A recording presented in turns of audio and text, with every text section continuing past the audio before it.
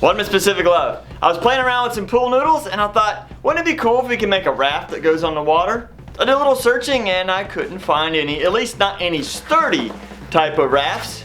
So, let's give this a shot.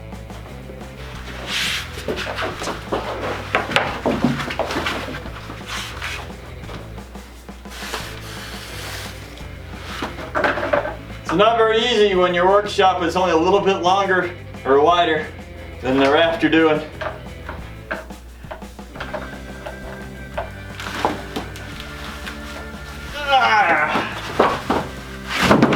Woo, got it!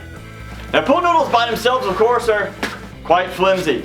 And that will not make a great raft, so we need to take something to make them a little more stiff. Well, in this case, I'm using some 1/2-inch PVC. Great thing about the PVC, you don't have to worry about it getting wet, and when you stick it inside, it makes it relatively stiff. Now PVC still has, especially in the long lengths, a little bit of give, which is great. So that way if you hit any bumps or any wakes in the water, you don't have to worry about it just snapping. But you do have to be careful about weight, so we're gonna have to try to work around that. Now pool noodles usually come in about 4-foot lengths, and you can usually find PVC in about 10-foot lengths. So we decided to use 2 pool noodles in full length, that makes 8 foot, and we trimmed the PVC down to size. Now we've taken 10 of these 8-foot pipes that we have trimmed down to size.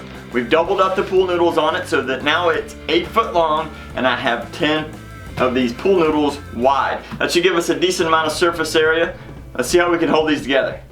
Now to connect all these together, we're going to be using some of these T-connectors. These T-connectors you can usually find in bulk packs of 10 or more to save you some money if you plan on doing this project. To connect these though, we're going to need some short pieces, anywhere from 1.25 to 1.5 inches. You need to cut them down so that they fit just inside, and the T-connectors can be closest together as possible. Because when you do that, you see here, they're almost a perfect width of the pool noodles. So it's perfect size and should work out great. Alright, here's what I've come up with. We have a total of 8 T's that go across, and in the corners we actually use some corner connectors. And then I have in between those another T. And the reason why I'm going to do that is I'm going to have connected all across the bottom, of course, the 10 that we have. And then I'm going to try and come across here on the sides another pool noodle and another pole. So that way it can be nice and sturdy, give it some extra strength. Of course, the square rectangle that you see here can give this strength and rigidity. Now we have one for each side, so that way to hold everything sturdy. So now we got to take everything back apart and glue it all together. This takes a little bit of time, so let's get this going. Just remember when you're working with PVC cement, it's good to have a well ventilated area. You might be able to hear my fan going in the background. Also, if you can get some kind of a breathing mask, that'll help you too. Just remember, safety first.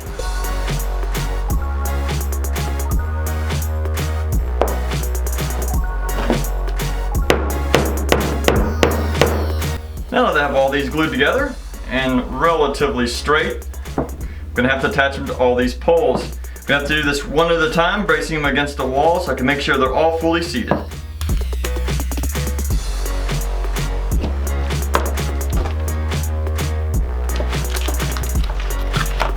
Alright, there we go. We have one side finished.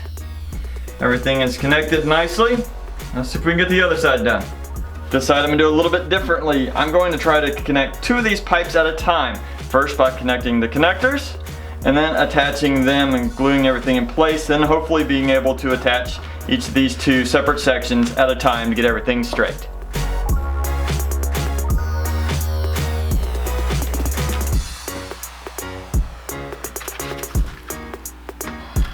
Now that we have the ends glued together and given it some time to dry, we're going to connect the top piece here. Now you need to double and triple check this and make sure the length of this top rod is correct, and take it apart. And we're going to glue these separately and then connect everything together. Here's a little tip for you. After you measure everything out, if you're having a hard time trying to disconnect some of these pieces, just get you a pair of pliers and gently squeeze, and you can usually twist them out relatively easy. And before I connect these top pieces together, I measured out another piece of pool noodle. I'm going to slide it right over there. And that way it gives a little extra cushion to that top bar. Alright, as you see here, I got the ends glued on. I actually got both ends glued on now. And I realized I goofed up on something. Can you guess what that is? If you say I forgot to put the sidebars on, you're right. Good thing about PVC, it is somewhat flexible, especially in the longer lengths, so this should still be doable. Now the outside frame of it is pretty much done. There's still a good bit of flex in some areas, particularly in the middle. I knew that was going to happen because of the length of the PVC and of course Pool Noodles. But I'm going to go back and I'm going to add a couple of additional items to see if we can make this a little bit stronger. I now separated each of the Pool Noodles on each of the pipes, and I'm going to try and interlace them with this paracord in between them so that way we can keep them all together nice and tight and it won't move.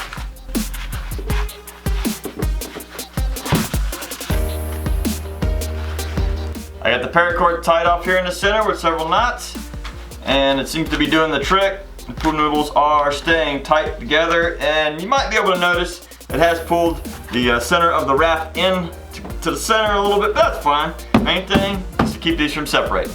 Now on the ends of the frame here, there's a good chance that this might hit the dock or hit a rock and could possibly crack or break it. So to protect it, I cut another Pool Noodle just to the width, and then I trimmed it lengthwise. Now I'm going to slide this over the end of this, and that should give some added protection to the frame. A few months ago I built a large PVC raft, about similar size to this, but we underestimated the amount of weight that we're going to be putting on it, and well, watch this.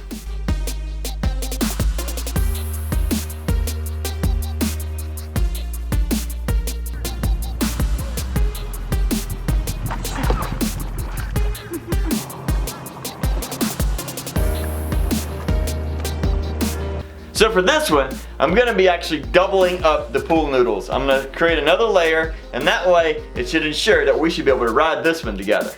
Now here's the frame that is going to be on the outside of this inner tube holder. I just decided to go with a basic rectangle, and I'm going to interlace the tubes using some rope or paracord. On the outside here though, I use a slightly larger Pool Noodle, and the reason being is that your standard Pool Noodle will slide right through here.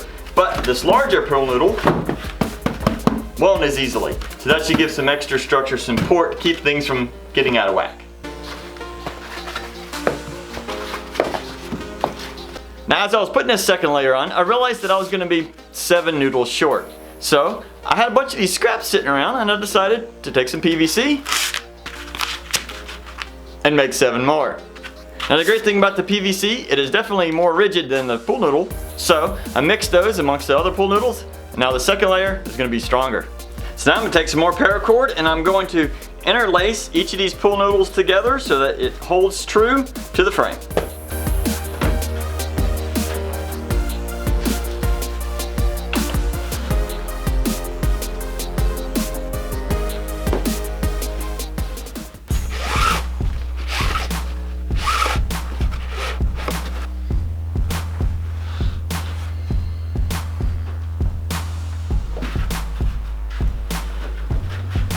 Okay, now that we have it back in place, I'm going to take some more paracord and I'm going to secure it in the corners, and then it should be ready for the water.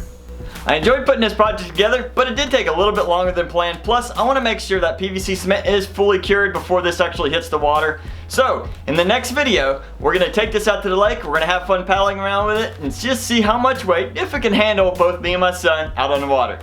I'll see you in the next video.